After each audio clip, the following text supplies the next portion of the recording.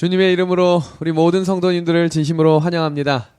우리 한 주간 은혜로 하나님 안에서 잘 생활하시다가 오셨지요? 오늘 우리 교회를 방문하신 우리 모든 성도님들 진심으로 다시 환영합니다. 그리고 우리 문은경 집사님 특별히 우리 안식일 예배 함께 드리게 하신 우리 하나님께 감사를 드립니다. 또 우리 이은미 집사님 또 차영희 집사님도 한 주 동안 평안하셨습니까? 네, 오늘 처음 오신 우리 이경미 우리 성도님도 또 우리 서울 공릉동교회에서 오신 우리 장로님 가정도 우리 환영합니다. 우리 같이 하나님의 말씀을 좀 같이 펴겠습니다. 하나님의 말씀 우리 에베소서 4장 22절에서 24절에 있는 말씀을 함께 보겠습니다. 에베소서 4장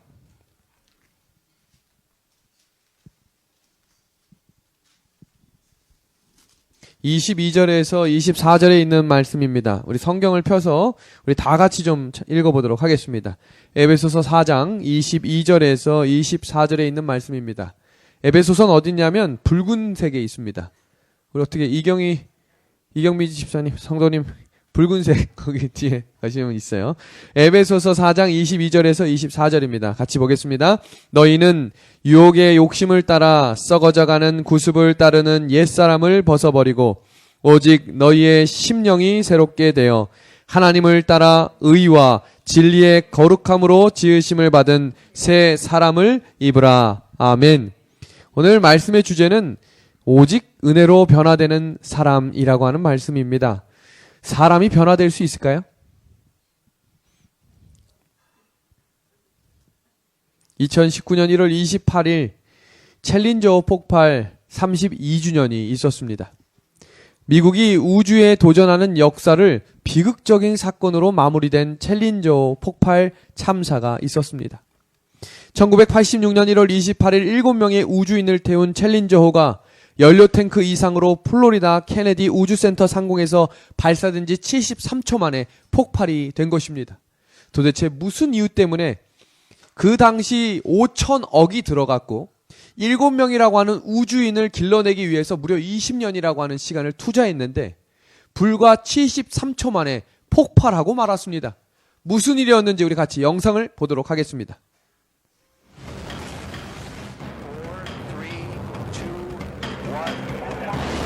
When Space Shuttle Challenger launches on a January morning in 1986, a key engineer is sure a catastrophe is coming.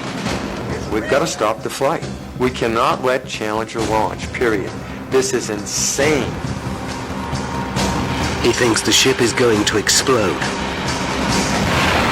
And liftoff of the 25th Space Shuttle mission, and it has cleared the tower. 73 seconds later, disaster strikes. 7 astronauts die in front of their families and millions of television viewers. What really happened? 도대체 무슨 일이 있었을까요? 발사되기 2시간 전에 한 연구원이 이야기합니다. 결함이 발견됐습니다. 절대로 발사해서는 안 됩니다. 그래서 당국에서 물었어요. 무슨 결함이냐? 요만한 너트 하나가 잘못 끼워진 게 발견됐다는 거예요.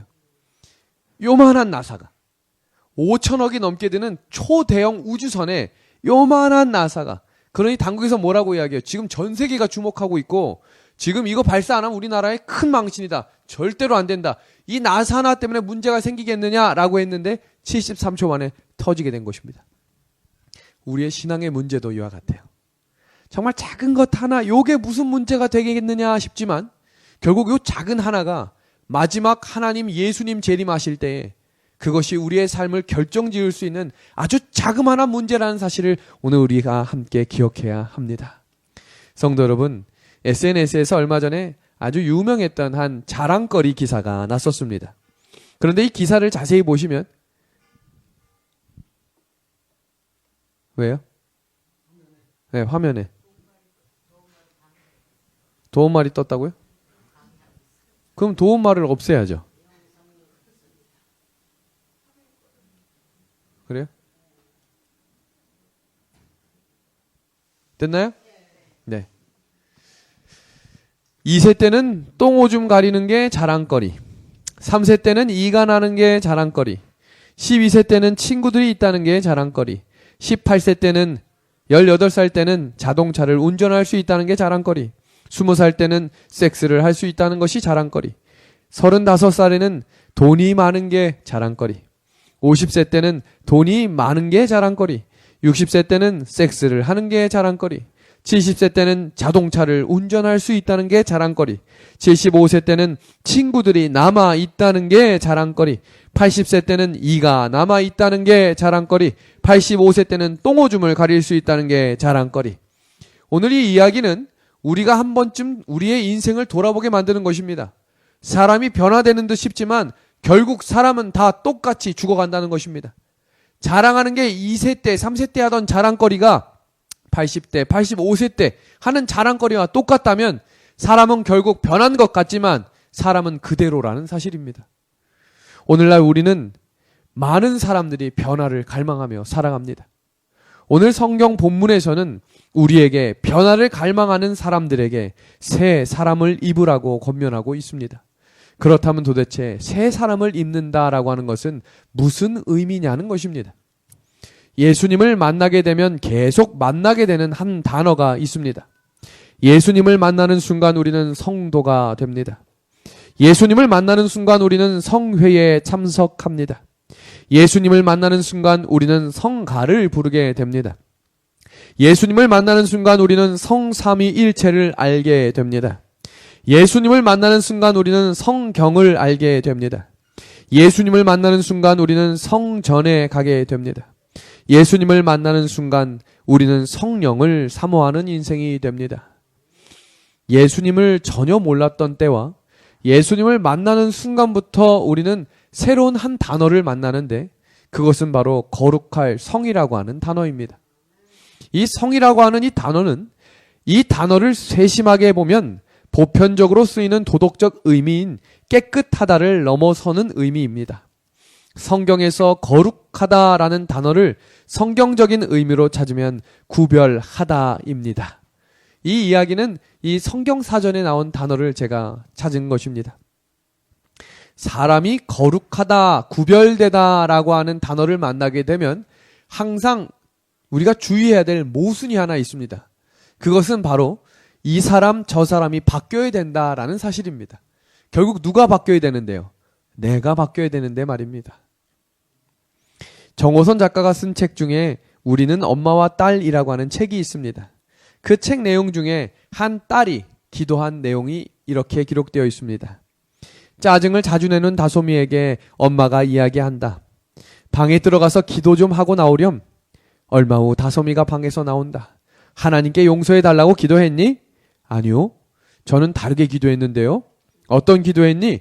엄마가 내 이 못된 행동을 더 참을 수 있도록 기도했어요. 우리는 항상 문제가 생길 때마다 다른 사람, 내 자녀가, 내 부모가, 내 이웃이, 내 옆 사람이 무언가를 잘못했기 때문에 이 일이 잘못되고 있다고 생각합니다. 그런데 자세히 살펴보면 나 자신 때문에 이 문제가 생기고 있는 것을 모른 채 말입니다. 우리 모두는 2019년 새해가 시작될 때 무언가 새로운 도전과 새로운 변화를 기대하며 시작했을 것입니다. 근데 돌이켜보면 그 변화가 잘 일어나요? 일어나지 않아요?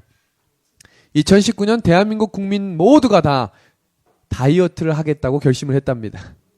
근데 지금 4개월이 지난 지금 다이어트가 되던가요? 그대로인가요? 아마 대부분 더 찌든지 아니면 그대로든지 1, 2kg 정도 빠졌든지 아니면 다시 찌고 있는 상태일 것입니다. 마찬가지로 우리의 삶도 변화할 듯 싶지만 왜 이렇게 변화되지 않는 것인지를 우리는 한번 생각해 보게 됩니다. 그럼 도대체 사람이 과연 변화될 수 있느냐는 것입니다.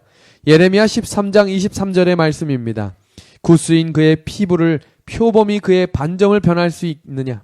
할 수 있을진데 악에 익숙한 너희도 선을 행할 수 있느니라. 성경에서는 인간의 변화를 낙관하고 있지 않습니다. 다른 말로 이야기하면 사람은 변화될 수 없다 이 말입니다.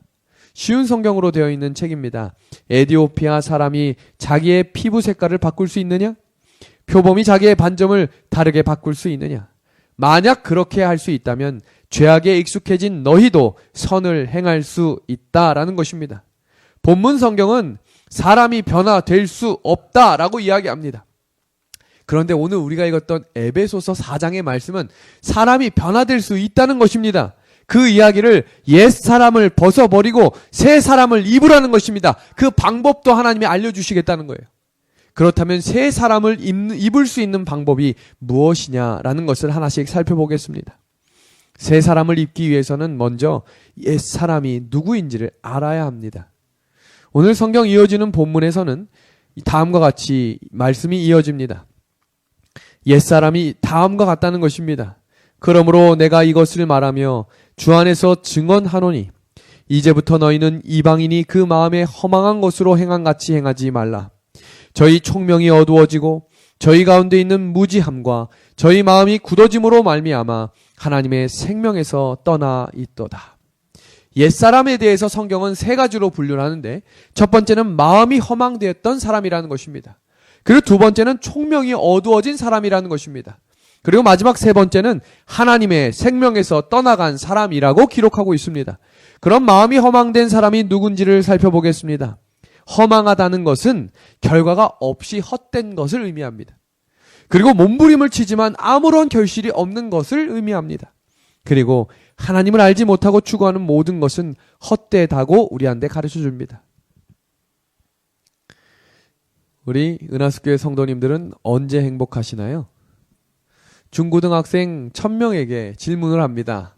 우리 학생들은 언제 행복하세요? 라고 물을 때 이 1위부터 7위를 한번 보겠습니다. 맛있는 것을 먹을 때 행복하다. 낮잠을 푹 자고 일어나서 행복하다. 학교를 쉬고 PC방으로 갈 때 행복하다. 집에 아무도 없을 때 행복하다. 드라마 시작하기 전에 너무 행복하다.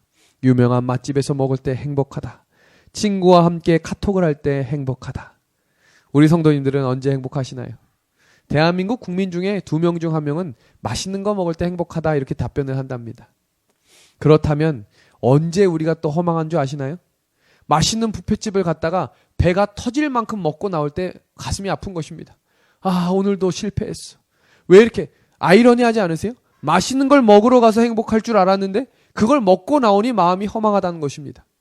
마찬가지로 돈을 많이 벌면 행복할 것 같으신가요? 아니면 높은 자리에 올라가면 정말 행복할까요? 술이 정말 취해가지고 아무 생각 없을 때까지 술을 마시면 정말 행복할까요? 한 달만 맛있는 음식 매일매일 먹어보십시오. 지겨워서 못 먹을 것입니다. 아무리 맛있는 음식도 아무리 잠을 좋아하는 사람이 한 달 내내 잠을 자면 행복할까요? 나중엔 지겨워서 잠을 못 잘 것입니다. 그럼 너무나 재밌는 드라마, 왜 지금 끝날까 너무 아쉬워서 그 드라마 24시간 연속으로 보면 행복할까요? 모든 것은 쉬지 않고 일하여 모은 재물과 내가 너무나 좋아해서 얻은 권력과 내가 추구하는 오락과 내가 추구했던 술이 결국 내 삶에 무의미하게 만드는 허망된 삶이라는 것을 우리는 기억해야 한다는 것입니다. 모든 것을 가지고 있었던 솔로몬이라고 하는 한 임금이 인생의 끝자리에서 이렇게 고백합니다. 전도자가 이르되 헛되고 헛되며 헛되고 헛되니 모든 것이 헛되도다 라고 이야기합니다. 오늘 우리의 삶 가운데 쉬지 않고 일하고 있는 나의 모습이 어쩌면 20-30년 달려왔지만 어느 한순간 내 삶을 돌아볼 때 허망한 마음을 고백하신 우리 성도님들이 계시지는 않으신가요? 우리의 삶 속에 이 허망된 삶을 하나님은 멀리하라고 가르쳐 주신 것입니다. 이것이 옛사람의 특징이기 때문입니다. 2004년 대한민국 공익광고 대상을 수상한 작품 중에 수위에는 주머니가 없습니다 라고 하는 이 당성 작품을 한번 살펴보시길 바랍니다. 사람이 아무리 돈을 많이 모으고 사람이 아무리 열심히 살아도 죽을 때 입는 수위에는 주머니가 없다는 이야기입니다. 그 말은 죽을 땐 그 누구도 주머니에 뭔가를 가지고 갈 수 없다는 것입니다. 그런데 아직도 많은 사람들이 이 헛된 것을 알매도 불구하고 목을 메고 살아가고 있는 것입니다. 성도 여러분, 결국 나의 인생의 끝자락이 마지막에 이 헛된 것에 내가 왜 목숨을 걸고 최선을 다했을까 고백하는 잘못된 시범을 따라가는 인생이 되지 않기를 우리 간절히 소망합니다. 제가 한 퀴즈를 한번 내보도록 하겠습니다. 너무나 쉬운 퀴즈인데요. 100-1이 무엇일까요? 정답은 0입니다. 수학적 계산으로는 99이지만 성경적 정답으로는 0이라는 것입니다. 세상의 모든 것을 다 가져도 예수님 한 분이 없으면, 예수님 한 분은 내 삶에서 잃어버리면 그 인생의 끝이 허무한 인생으로 끝나게 될 것이라고 오늘 성경이 강조하고 있는 것입니다. 요한복음 14장 6절의 말씀입니다. 예수께서 이르시되 내가 곧 길이요 진리요 생명이니 나로 말미암지 않고는 아버지께로 올 자가 없느니라 라고 말씀하십니다. 그 생명의 길 예수님을 말씀을 통해 만나셔서 새 사람이 되는 은혜의 길을 예수님과 함께 걸어가기를 이 시간 간절히 소망합니다. 마음이 허망한 사람이 옛사람의 특징이라 그랬어요. 그리고 옛사람의 특징 두 번째는 총명이 어두워진 사람입니다.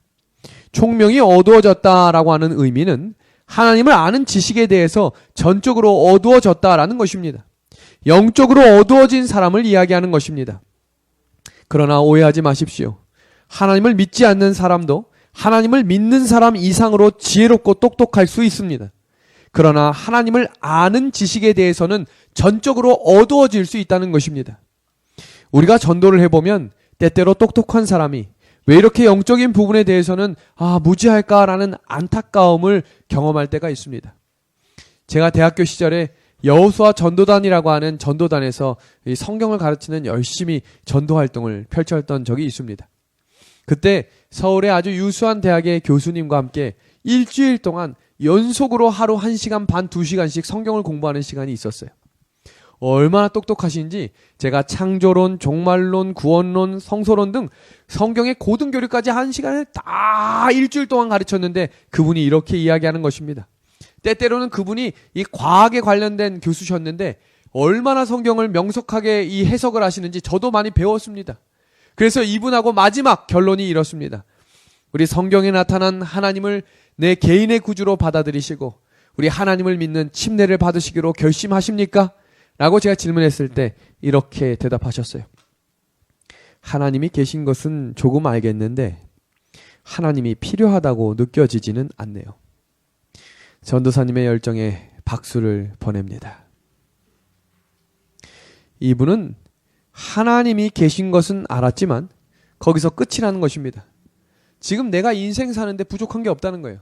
내 머리와 내 능력을 가지고 지금 이렇게 잘 살고 있는데 내가 왜 굳이 하나님이 필요하냐 이렇게 대답하신 것입니다. 사람이 마음으로 이해할 수 없는 부분은 성령이 이해시켜 주셔야만 그 단단해진 마음이 부드러워질 수 있는 것입니다. 성경에 당시 최고의 지성인이었고 철학과 종교를 가르쳤던 이스라엘의 한 랍비 니고데모가 요한복음 3장에 등장합니다.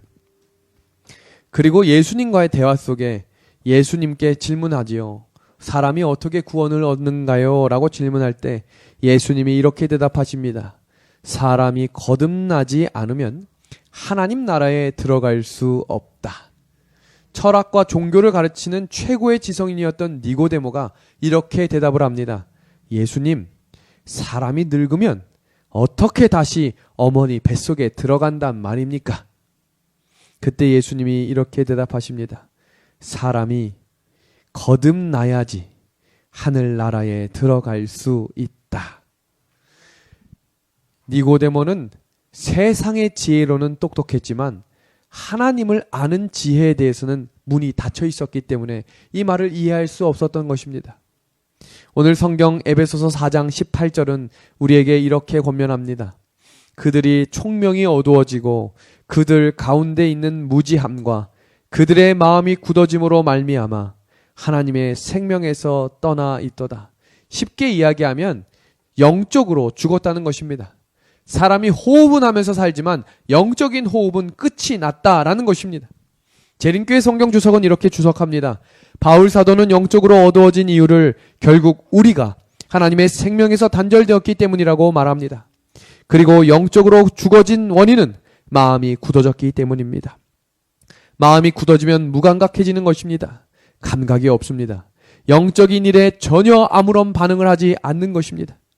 교회를 왔지만 한 번도 아멘을 하고 있지 않다는 것은 내 마음이 굳어지고 있다는 것과 같은 말입니다.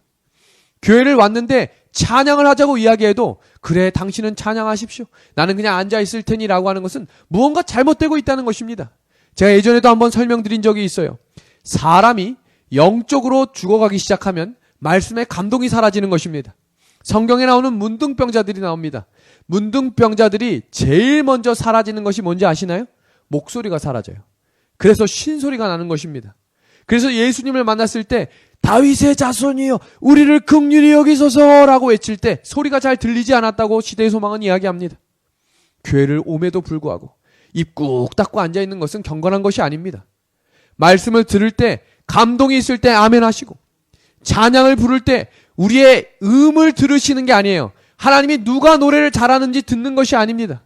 오늘 우리 두 장로님 내외의 찬양에 깊은 감동이 있었던 이유는 하나님께 진심으로 찬양했기 때문입니다.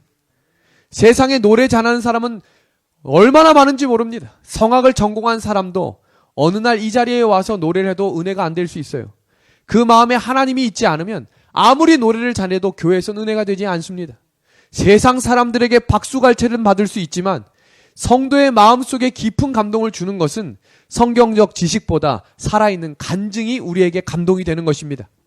오늘 저와 함께 목회실에서 성경 공부를 했던 우리 이경미 성도님이 저한테 이런 말을 했어요.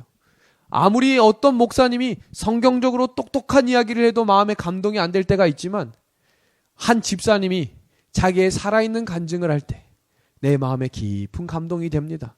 제가 그래서 아멘 했습니다. 오늘 우리에게 그런 감동이 있는 이 예배가 되기를 우리 예수님의 이름으로 소망합니다. 자포자기라는 사자성어를 아시나요? 절망 상태에 빠져서 스스로 자신을 포기하여 돌아보지 않는다라고 하는 것이 자포자기입니다.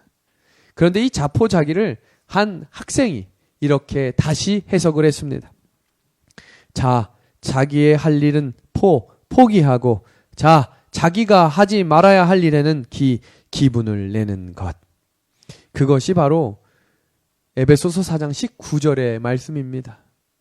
그들이 감각 없는 자가 되어 자신을 방탕에 방임하여 모든 더러운 것을 욕심으로 행하되.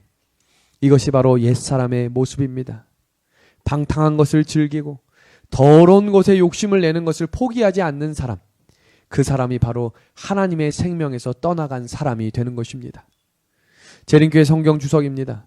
하나님의 내버려 두심은 언제나 죄인이 악한 길로 행하기를 결정적으로 선택한 후에 일어나는 것이지 결코 그 선택적으로 먼저 일어나지 않는다. 성도 여러분, 혹시 옛사람의 모습이 나의 모습이 아니신가요? 그럼 오늘 이 시간 성령이 주시는 음성을 듣고 깨달음으로 우리 함께 새 사람으로 하나님의 사람으로 새롭게 일어나는 시간이 되기를 간절히 소망합니다. 그러면 우리가 지금 이 시간 새 사람이 되는 길은 무엇이냐는 것입니다. 사도 바울은 우리가 갈망하는 사람의 본질은 하나님을 닮은 사람이라고 이야기하고 있습니다. 하나님이 사람을 창조하시기 전에 동물들을 창조하셨고 물고기와 새를 창조하실 때 그리고 꽃과 식물들을 창조하실 때 이렇게 이야기하셨습니다. 하나님이 땅은 풀과 씨 맺는 채소와 각기 종류대로 씨 가진 열매 맺는 과목을 내라. 날개 있는 모든 새를 그 종류대로 창조하시니 하나님이 땅을 짐승으로 그 종류대로 지으셨다. 창세기 1장에 연속적으로 반복되는 것은 그 종류대로 지으셨다라는 말씀입니다. 새는 새같이, 고양이는 고양이같이, 여우는 여우같이, 말은 말같이. 그럼 소는 뭐같이? 소는 소같이. 그러면 강아지는 뭐같이? 강아지같이 지으셨다는 겁니다. 그러면 사람은 뭐같이 지으셨어요? 사람같이 지은 게 아니라 하나님의 형상대로 지었다라는 것입니다. 그렇다면 하나님이 어떤 분이실까요?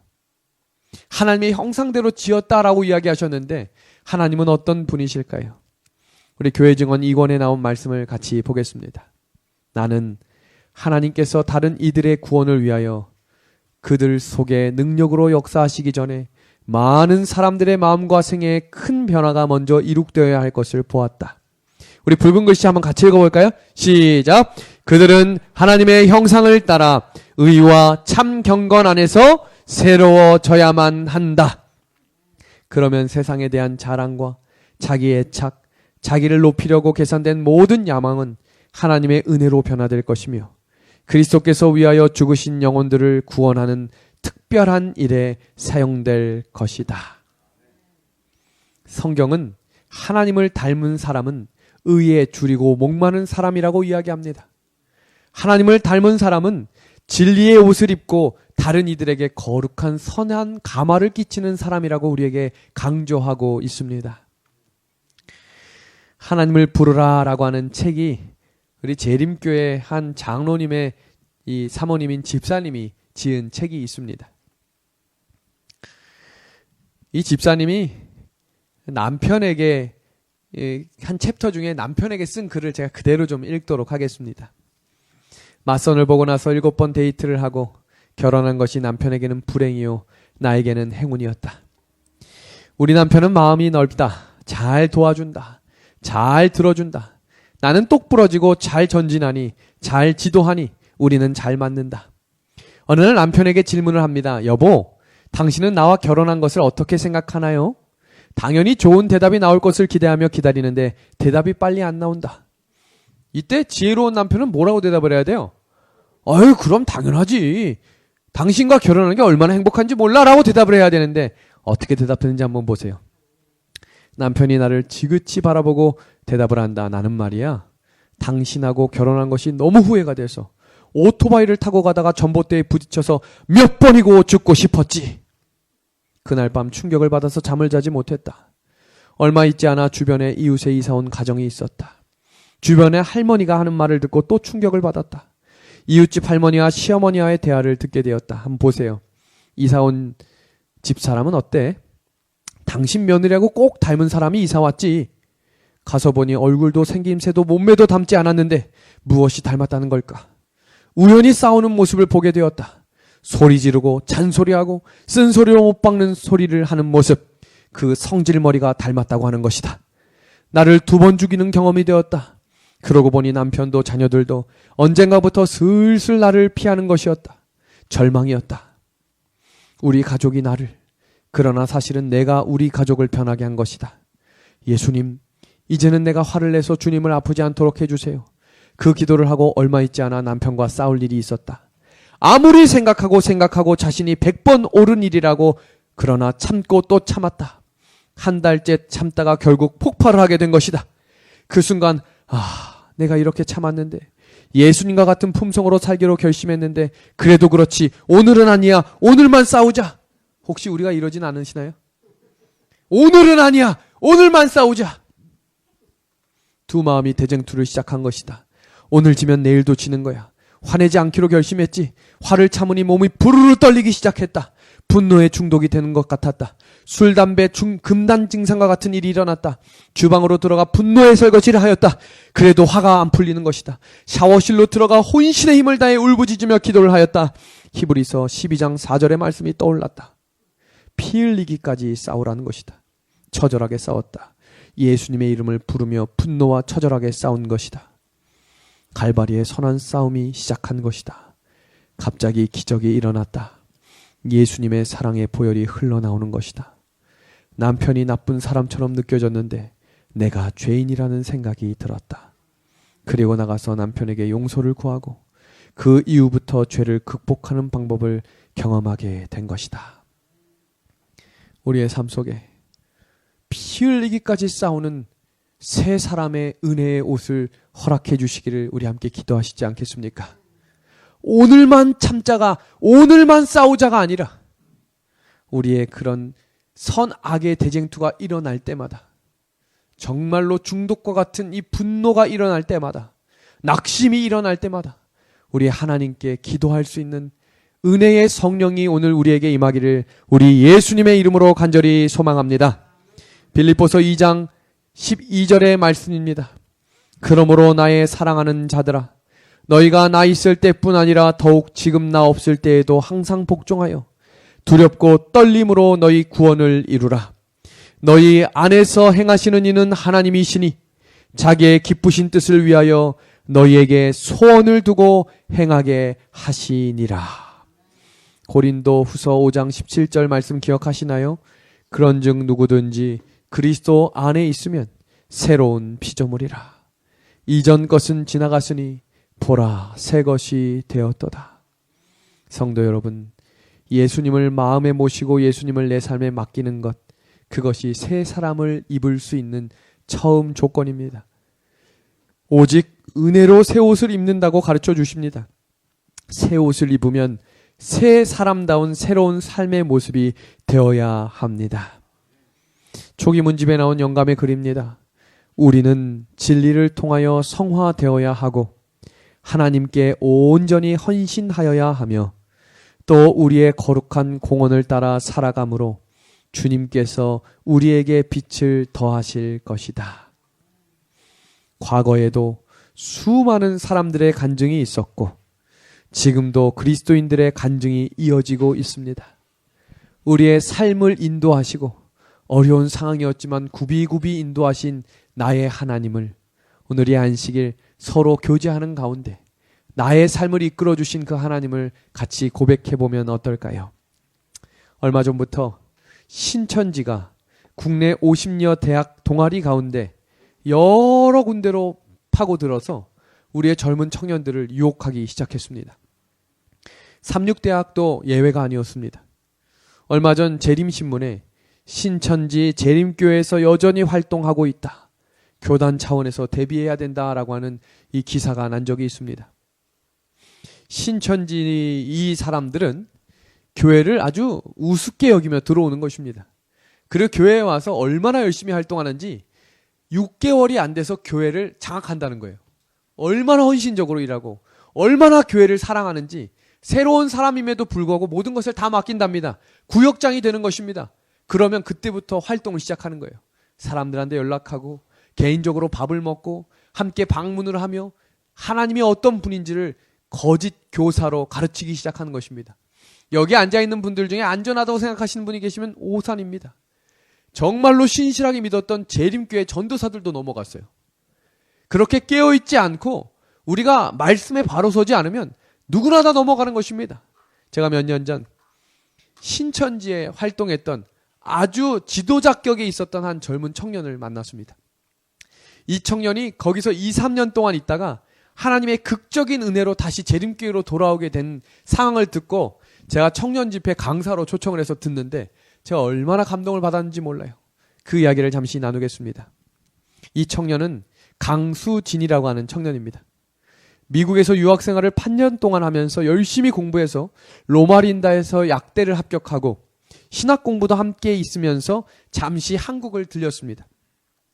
한국에 잠시 귀국하여 36대 오약봉에서 기도를 하고 내려오는 중에 기도 응답이라고 생각되는 한 젊은 청년을 만나게 됐는데 이 청년하고 자기하고 얼마나 딱 맞는지 깜짝 놀랐대요. 이 청년이 자기하고 채식도 같이 하죠. 그리고 좋아하는 성향도 같죠. 정말 자기에 대해서 얼마나 연구를 했는지 모를 만큼 너무나 딱딱 들어맞는다는 거예요. 근데 신천지의 전도 방법 중에 하나는 그 사람하고 완전히 성향이 똑같은 사람을 옆에 붙인답니다. 좋아하는 것, 입는 스타일, 사는 장소, 그가 어디 출신인지를 다 조사해가지고 그 사람 옆에 바로 붙인대요. 뭐 춘천 어디 지역에 살면 그 고향이 같고 어느 떡볶이집을 좋아하면 그 떡볶이집을 원래 같이 다녔던 사람을 붙인다는 것입니다. 그 젊은 청년이 자기도 로마린다에서 왔는데 자기한테 말 붙인 이 사람이 로마린다에서 공부하고 온 사람이었던 거예요. 본인이 채식을 하는데 이 사람도 채식을 하고 자기가 좋아하는 성향의 CCM이 있는데 그 CCM을 좋아하더라는 거예요. 알고 보니 그 사람은 신천지 구역장이었답니다. 취미가 같기 때문에 자주 만나게 되고 성경을 연구하는 것을 좋아했기 때문에 성경을 펴면 펼수록 자기가 생각하는 하나님의 모습이 너무 딱딱 들어맞기 시작하자 이 청년이 불과 몇 개월 만에 신천지에 깊숙이 빠져들게 된 것입니다. 만남이 이어질수록 신천지는 기억하셔야 될 게 처음부터 교회로 데려가지 않는데요. 1년 동안 구역반이라고 하는 곳에서 1년 동안 교육을 시킨 후에 1년이 지난 다음에 처음으로 교회를 가는데 교회를 들어가는 순간 눈물이 펑펑 쏟아진답니다. 너무 그리웠기 때문에. 그리고 이야기한답니다. 이 만남을 절대로 다른 사람들한테 이야기하지 마세요. 사단이 함께 할 수 있기 때문이에요. 1년 동안 공부하는 동안은 누구에게도 말하시면 안 돼요. 부모님한테도 말하시지 마세요.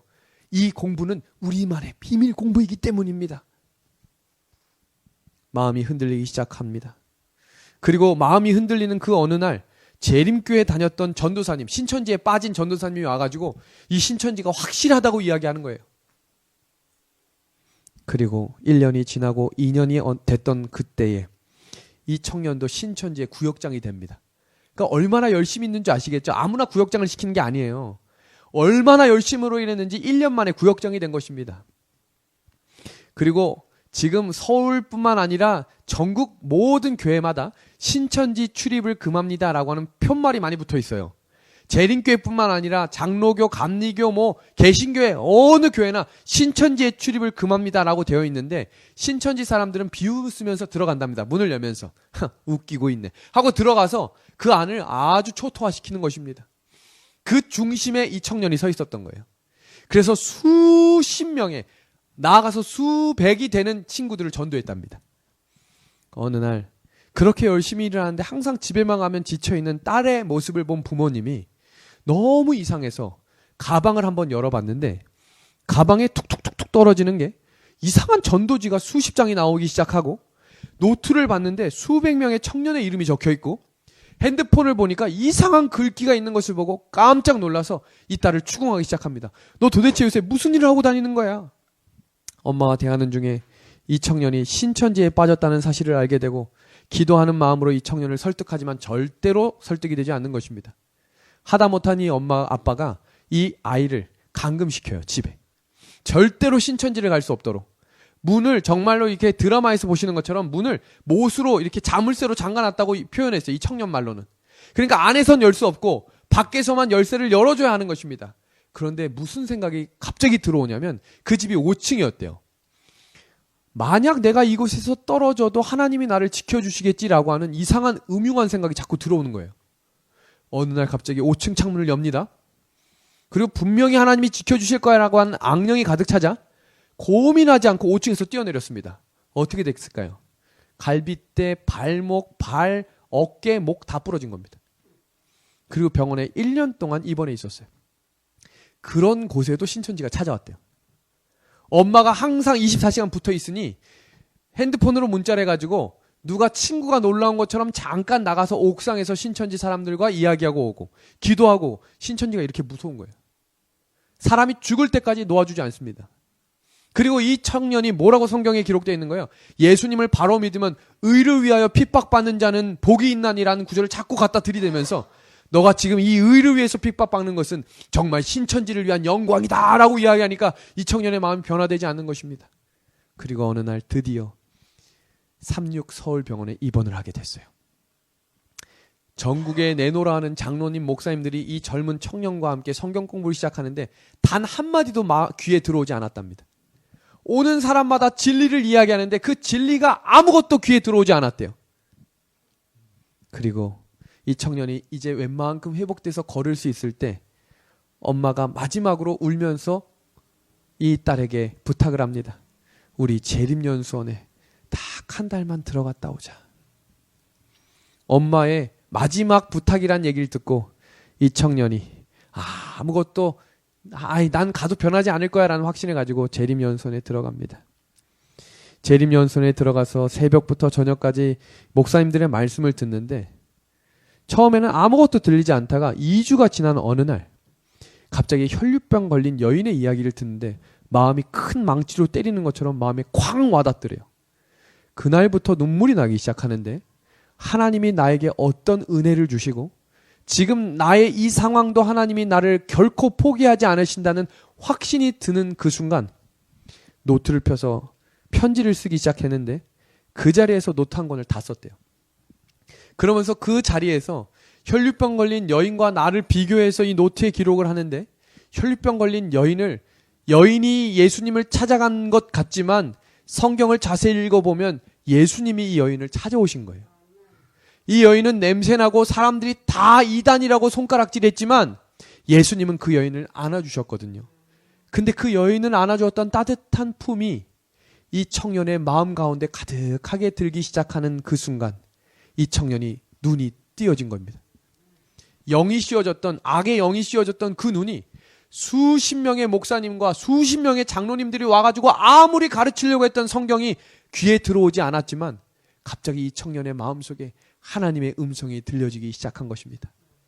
그리고 이 글에 어떤 그 청년이 고백에 뭐라 했냐면, 수진이라고 하는 친구인데, 수진아, 내가 너를 사랑한다.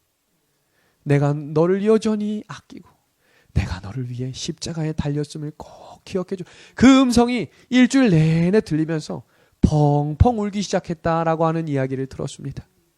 성도 여러분, 세상이 분주하고 세상에 살며 하나님을 잊고 지냈던 나의 삶 속에 오늘 내가 여전히 너를 사랑한다고 고백하는 이 예수님의 음성이 우리에게 새 힘과 새 옷을 입혀주시기를 간절히 소망합니다. 새 사람을 입으라라고 하는 이 글에 이런 글이 나옵니다. 나는 확실히 믿는다. 과거에 어떻게 살았든, 어떤 아픔과 슬픔이 있든, 벗어날 수 없었던 운명에 갇혀 절망 가운데 있었다 할지라도 예수를 믿고 만난다면 오직 은혜로 그는 새 사람이 될 수 있고 그 인생은 새롭게 될 것이다. 너희가 전에는 어둠이더니 이제는 주 안에서 빛이라. 빛의 자녀들처럼 행하라. 성도 여러분, 이 젊은 청년은 이제 다시 미국으로 돌아가 하나님의 사랑을 전하는 주의 귀한 재림 청년이 되었습니다. 그리고 곳곳마다 돌아다니며 강사활동을 하면서 또 신천지에 빠져있는 재림 청년들을 만나 하나님이 어떤 분인지를 전하고 있는 새 사람이 된 것입니다. 성도 여러분, 이 그림을 보면 기분이 언짢으세요? 기분이 좋아지세요? 제가 가끔 힘이 들고 어려울 때마다 이 그림을 잠시 묵상을 합니다. 이 그림은 우리에게 희망이고 소망입니다. 왜냐하면 예수님 사진이기 때문입니다. 세상에 얼마나 멋지고 얼마나 좋은 사진이 많아요. 그러나 그 사진을 계속 보고 있다고 나의 삶을 위로하거나 나의 삶에 새 힘을 주진 못합니다. 그러나 이 사진이 우리에게 위로가 되고 새 힘이 되는 이유는 바로 예수님의 사진이기 때문입니다. 이 예수님을 바라봤기 때문에 베드로가 변화된 것입니다. 이 예수님을 바라봤기 때문에 나사로가 살아난 것입니다. 이 예수님을 바라봤기 때문에 바다에 빠졌던 베드로가 다시 건짐을 받게 된 것입니다. 눈을 들어 우리 예수를 바라봅시다. 그리고 그 예수님이 주시는 새 힘을 가지고 우리 다시 일어서셔서 우리 옛사람을 벗어버리고 새 사람으로 한 주간을 살아가는 저와 우리 귀한 성도들이 되기를 바라며 이 시간 말씀을 줄입니다.